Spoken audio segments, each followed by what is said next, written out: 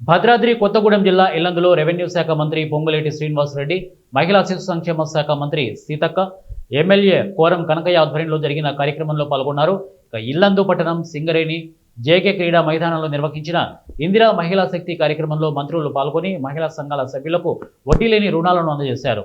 ఈ సందర్భంగా నిర్వహించిన సభలో మంత్రి పొంగులేటి మాట్లాడుతూ రాష్ట్రాన్ని 10 సంవత్సరాలు పాలించిన రావణాసురుడి పాలన మహిళల దీవెనలతో కాంగ్రెస్ ప్రభుత్వం పారదోలిందని చెప్పారు. గత ప్రభుత్వం ధనిక రాష్ట్రం అని చెప్పి చేయలేని పనులను ఆర్థిక ఇబ్బందులు ఎదుర్కొంటున్న తమ ప్రభుత్వం చేసిందని వారు అన్నారు.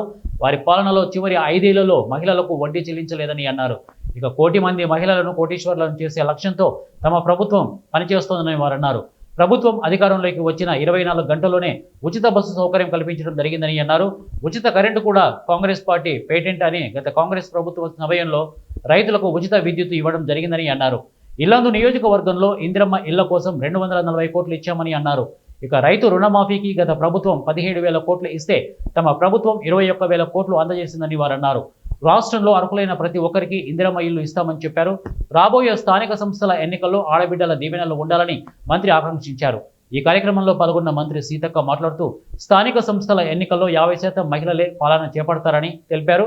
ప్రతి మహిళను కోటీశ్వరాలుగా చేసి వారి కళ్ళలో ఆనందం చూడడమే రేవంత్ నేతృత్వంలోని ప్రభుత్వ లక్ష్యమని తెలిపారు.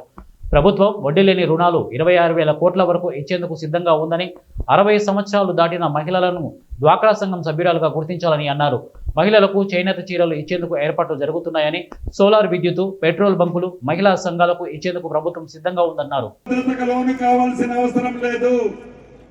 పేదవాళ్ళందరికీ ప్రతి గ్రామంలో ప్రతి పట్టణంలో అర్హులైన ప్రతి వాళ్ళకి ఎన్ని ఆర్థిక ఇబ్బందులున్నా, ఎన్ని కష్టాలు వచ్చినా, ఎన్ని కుళ్ళు కుతంత్రాలు పండినా పేదవాడికి చెప్పిన ప్రతి మాటని మీ దీవెనలతో ఉన్న ఈ ఇందిరమ్మ ప్రభుత్వం చేయటానికి సిద్ధంగా ఉంది. కాబట్టి ఇల్లు రాని వాళ్ళు నా ఆడబిడ్డలు నా ముఖంకెళ్ళి చూస్తున్నారు. ఇళ్ల మంత్రి కదా సీనన్న, ఇంకేమీ చెప్పట్లేదని ఆడబిడ్డలకి ఈ వేదిక మీద నుంచి ఒకటే చెప్తున్నా. ఆ ఎర్రకోక అక్క 100కి 100% ఒక్కసారి ఇచ్చి మనం చేతులు దింపుకొని పోం. విడతల వారీగా ఇంకా 3 సార్లు అర్హులైన ప్రతి పేదవాళ్ళకి ఈ ప్రభుత్వం, మీ ప్రభుత్వం పక్కా ఇందిరమ్మ ఇల్లు ఇస్తుందని కూడా మనస్ఫూర్తిగా మీ అందరికీ తెలియజేస్తూ,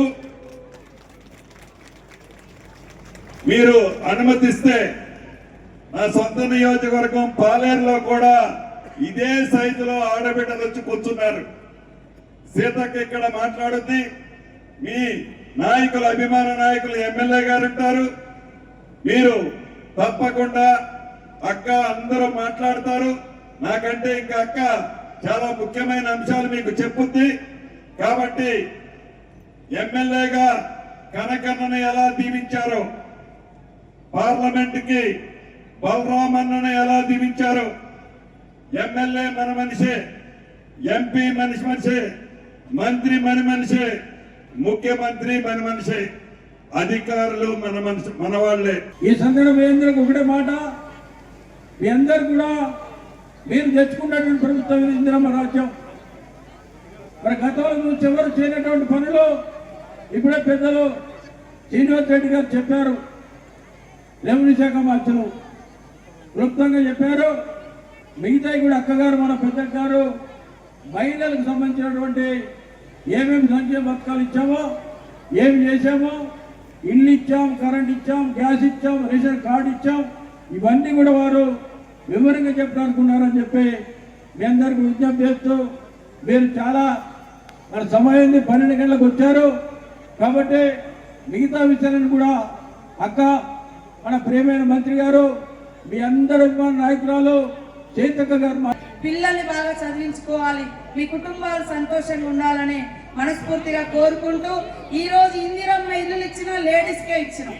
అదే కాకుండా ఒకవేళ ఇల్లు కట్టుకోవడానికి మీ చేతిలో డబ్బులు లేకున్నా మహిళా సంఘాలతోటి ముందుగా వాళ్ళకు కొన్ని డబ్బులు అప్పుగా ఇప్పించి, మన సీనన్న గారు డబ్బులు వేయంగానే ఇందిరమ్మ కొద్దిగా బేస్మెంట్ లేకుండానే మళ్ళీ వాళ్ళ సంఘం డబ్బులు సంఘానికి ఇప్పిస్తున్నాం. అంటే ఇదే బయట సంఘం కాకుండా వేరే ఉంటే మీకు ఆ సపోర్ట్ ఉండదు. ఇవాళ రేషన్ కార్డులు ఇస్తా ఉన్నాం, మహిళల పేరు మీదనే వస్తా ఉన్నాయి. ఇల్లులు వచ్చిన మహిళల పేరు మీదనే, పట్టాలు వచ్చిన మహిళల పేరు మీదనే. కాబట్టి మహిళా శక్తి ఎదగాలి. మహిళలు ఎప్పుడు కూడా మగవాడు ఎల్లగొట్టే ఇక మేము ఎక్కడో రోడ్డు మీద పడి బతుకుతాం అనేది లేదు. ఇంటికి ఓనర్లో మేమే, రేషన్ కార్డు ఓనర్లో మేమే, మహిళా సంఘాలలో సభ్యులలో ఉండి డబ్బులు మాయే, మీరే మా దగ్గరికి రావాలని అయినా మమ్మల్ని వదిలేసి కాదు అనే పరిస్థితి ఈరోజు మహిళలందరూ కూడా మరి తీసుకురావాలి. అట్లనే నేను ఒకటి ఇంతకుముందు నేనే డిజేబుల్ కూడా చూసేది వికలాంగులు, దాంట్లో కూడా పాపం వికలాంగులు వాళ్ళ పేర్ల మీద కూడా ఇల్లులు ఇచ్చినాం. ఎందుకంటే వాళ్ళ మంచోళ్ళనే చూస్తలేరు, కొంతమంది మానవత్వం లేని కొడుకు బిడ్డలు వాళ్ళని చూస్తారని వాళ్ళ పేరు మీద కూడా వికలాంగులకు కూడా డైరెక్ట్ వాళ్ళ పేరు మీద కూడా ఇంటి నిర్మాణం, ఇంటి హక్కు పత్రం ఇవ్వడం జరిగింది.